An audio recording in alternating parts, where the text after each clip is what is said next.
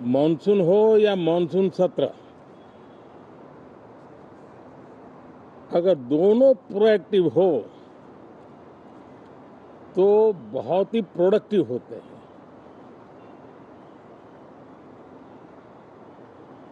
और दोनों को प्रोडक्टिव होते हैं तो देश का कल्याण होता है, जीव मात्र का कल्याण होता है। और इसलिए हम यही प्रार्थना करते हैं कि मॉनसून भी प्रोएक्टिव रहे,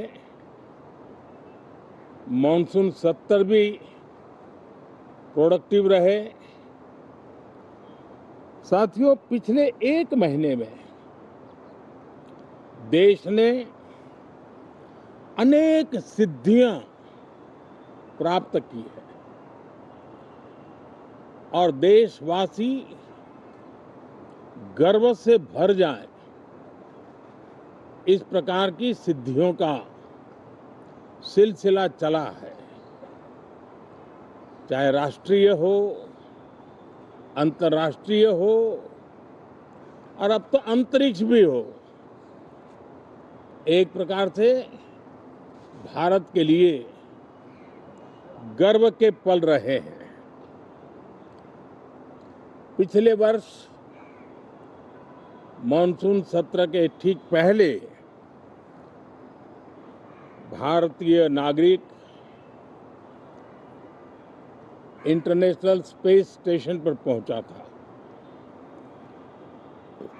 और कल ही परसों भारत का एक युवा स्टार्टअप, उसने बहुत बड़ी सिद्धि प्राप्त की है। विश्व के कम ही देश हैं जहां इस प्रकार से प्राइवेट साहस हुए हैं और भारत के युवाओं ने अंतरिक्ष में नई उड़ान भरी है। बहुत बड़ी सफलता है। और ये जो स्काईरूट स्टार्टअप है, उसमें जो नौजवान काम कर रहे हैं, मुझे बताया गया उनकी पूरी टीम की जो एवरेज एज है वो सिर्फ 28 साल है। ऐसे नौजवानों ने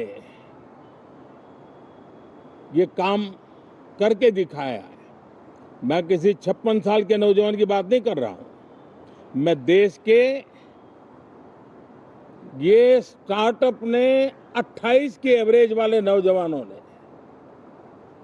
अंतरिक्ष में भारत का झंडा गाड़ दिया है।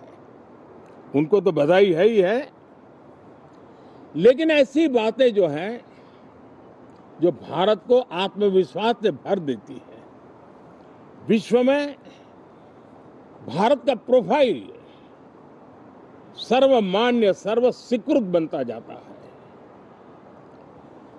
साथियों, ये संयोग नहीं, ये एक संदेश है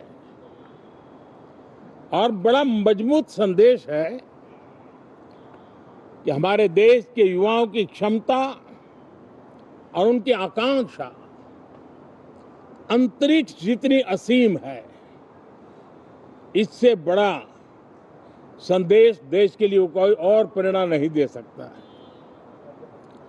साथियों, जो रिफॉर्म एक्सप्रेस पर सवार होकर के आज देश चल पड़ा है, उसी का नतीजा है कि भारत के नौजवान इतना बड़ा साहस कर पाते हैं और सफल भी हो रहे हैं। साथियों, पिछले दिनों राजस्थान में बहुत बड़ी ऑयल रिफाइनरी देश को समर्पित की गई। पिछले कुछ सप्ताह पहले एक सेमीकंडक्टर प्लांट, यानी तीसरा, देश को समर्पित किया गया। अभी कुछ दिन पहले ग्रीन हाइड्रोजन से चलने वाली ट्रेन, और विश्व में बहुत कम देश ऐसे हैं कि जिनके पास ये सुविधा है, लेकिन भारत ने जो हाइड्रोजन ट्रेन देशवासियों को समर्पित की है, वो सबसे ताकतवर इंजन वाली है और सबसे लंबी है। ये अपने आप में भारत के वैज्ञानिक, भारत के इंजीनियर्स, भारत के इनोवेटर्स, भारत के उद्यमी, भारत के श्रमिक, ये जो एक लक्ष्य लेकर के देश के लिए जी रहे हैं, देश के लिए काम कर रहे हैं, उसी का परिणाम है। साथियों, हम भली भांति जानते हैं और पूरी दुनिया चिंतित भी है, लगातार कहीं न कहीं युद्ध की स्थितियां बनती रही है। पश्चिम एशिया के युद्ध के कारण भारत जैसे देश जो एनर्जी के लिए औरों पर डिपेंडेंट है, उनके लिए ये पश्चिम एशिया का युद्ध एक बहुत ही बड़ा संकट का कारण रहा। Petrol, diesel, LPG, fertiliser, chemicals, यानी हर विषय में अनेक बाधाएं, अनेक संकट आए। उसके बावजूद भी भारत 7.7% के ग्रोथ से दुनिया की मेजर इकोनॉमी में सबसे तेज गति से आगे बढ़ने वाला देश बन के रहा। ये भारत के सामर्थ्य का